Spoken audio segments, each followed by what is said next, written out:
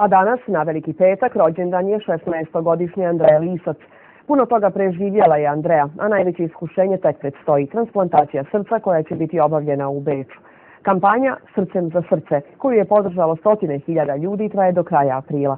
Ta podrška ovoj hrabroj djevojci i njenoj porodici daje dodatnu snagu. 22. april datum je kada se u našoj porodici izdešavalo mnogo toga, kaže 19-godišnja Ana Marija, Andrejina sestra. Na taj dan rođena je ona, a 3 godine poslije i Andreja. Na ovaj datum prije 20 godina porodici Lisac umro i sin. Danas, kada je Andreja u bolnici u Beču gdje očekuje transplantaciju srca, žele gledati samo naprijed, u novo i bolje sutra. Zato jer su optimisti i vječiti borci. Ne damo da vas to porazi.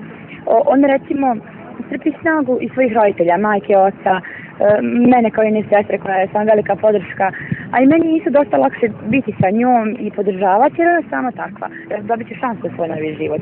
I nakon te transplantacije srca počeće je novi život.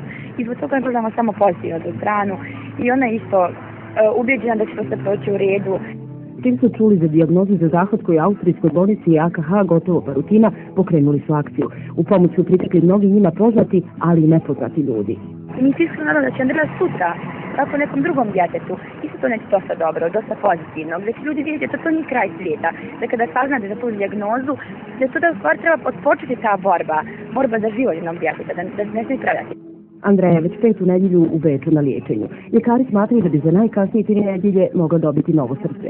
Sa željom da joj pokažu koliko je vole i da u svemu ovome nije sama, njeni vršnjaci su odlučili proslaviti Andrejin rođendan u Banja Luci.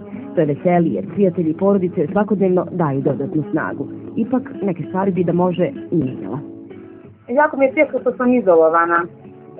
Nemam snage da šetam, da komuniciram drugim putima, ne svi da izlazim. Jedino gdje mogu da ukradem malo snage za sebe i ako staviti svijet. Andreja kaže da su joj drugari običali slike sa proslave, tako da će i ona moći osjetiti bar djelić atmosfere.